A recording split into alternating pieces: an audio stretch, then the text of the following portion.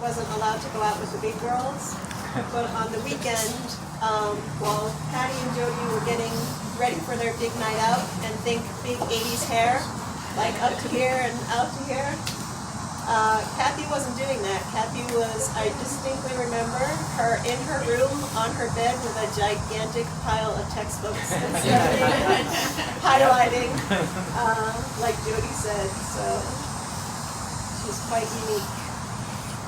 I'm going to share real quick. Jody had mentioned these as well have sunflowers in it. We do have a Facebook page, and I'll talk more about that probably in a moment too, but we have a Facebook page that we'll invite everybody to. We'll put it in the group as well for the event. But it's Kathy's Garden, and we would love for you to take pictures of things that you plant in your own home gardens in her memory. We would love that page to just grow and bloom and share it with your friends, ask them to plant things. We would love to just see that continue because gardening is such an important part of her life. So yeah, now Jerry's going to try.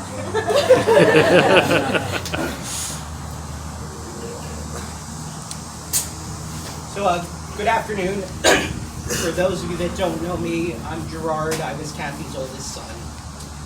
And on behalf of my dad, my brothers, and our entire family, thank you for coming out today. So like most sons and daughters, I didn't really spend a lot of time asking my parents about their childhood or history. I, of course, knew little things, like what their favorite movie was and what they liked to eat, but I didn't really dive deep into who they were as people after or before they became my parents. I was fortunate enough to rectify that situation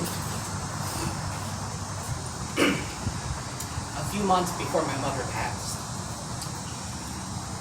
For about 2 hours every day, every Monday and Tuesday for 3 months, I would take my mom to and from her doctor's appointments, and for those 2 hours, we would talk about everything. We'd talk about what books my son was reading, or what silly dance my daughter did the night before. And on some occasions, we talked about her life. She told me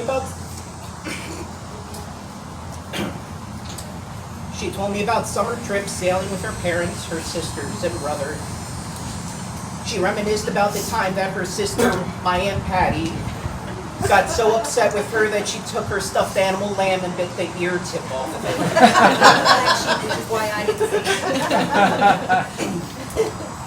And lastly, and the hardest part of all, we talked about a future.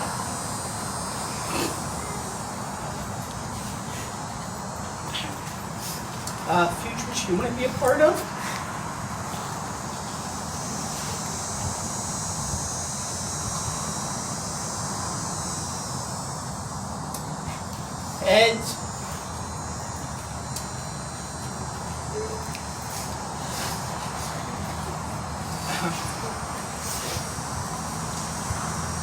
And although those conversations were hard, I will treasure them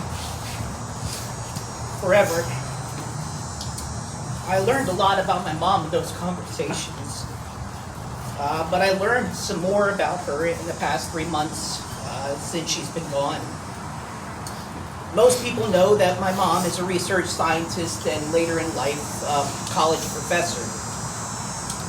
What I didn't know until recently, thanks in no small part to some of her colleagues who devoted a portion of their MIF seminar series to my mother and her accomplishments. I learned that my mother authored or co-authored 64 scientific papers that were published. And of those 64 papers, colleagues and other scientists have cited them over 1,900 times. Her last published paper was less than 2 months before she passed, and frankly, I find that pretty amazing.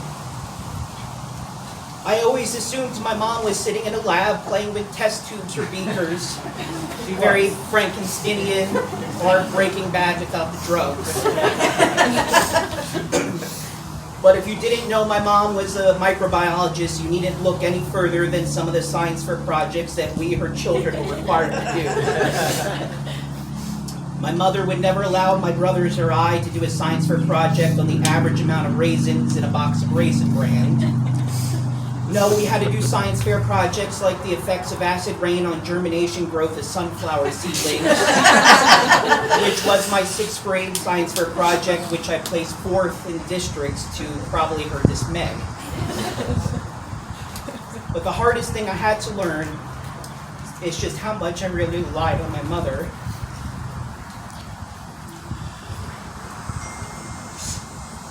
There have been countless times over the past 3 months where I've gone to call or text her. From silly things about the new Webb telescope photos of space, to my daughter has an infected bug bite, what should I do? To bigger things like my pool popped out of the ground, who the hell do I call? Don't call anybody. There's nothing to do. For me, that's the hardest thing to realize. Just how much everyday life I relied on her guidance. So I leave you with this quote from Queen Elizabeth II that has helped me for the past 3 months. Nothing that can be said begins to take away the anguish and the pain of these moments. Grief is the price we pay for love.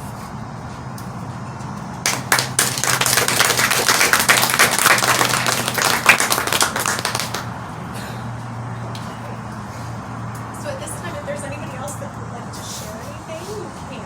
There's absolutely no pressure. You know, if you would like to share, you're welcome to. If not, we do also have some little activities and things planned, things that we thought Kathy would enjoy. Obviously, we have photos if you want to take a look. Make sure that you take sunflowers before you leave as well. Eat more food because Tom really doesn't want it. He does not want leftovers. Be that very clear. But in the back, we do have little bug houses, butterfly houses, and bird houses that you can paint and add to your garden if you would like to. We also have a whole bunch of rocks that we have drawn some sunflowers on. There's also blank ones, and you can color those. On the back of many of them, you will see a website, and that's the website I was talking about. Our hope is that we can hide these around the park or take them back to your homes. We're going to hide them on your street. So on the back, it does have the website for people to join us to share pictures of their gardens as well. But we have those down there too if you would like to decorate them. And there's also there's a little box down there and some paper if you would like to write a letter or if you would like to share a story of Kathy. It can be 2 sentences. You can draw a picture. Our hope is to collect those stories and create something for the family at some point as well, so that we can have a nice memory book.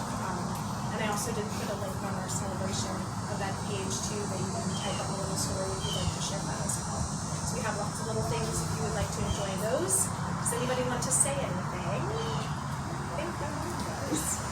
Well, I'm not going to say much because I'm going to cry anyway, that's what I do. But sometimes I express myself through art, and I've done that all my life. And today I had made something to go in Tom's garden to remember Kathy. And my husband will bring it from the car. And I hope that it means something to you because she meant so much to me to accept my daughter in her family. And I respected her so much that she raised such a son that he can love my daughter as much as he does. And to bless me with children and grandchildren that mean the world to me. And she was such a wonderful person. And I'll have my husband bring her down.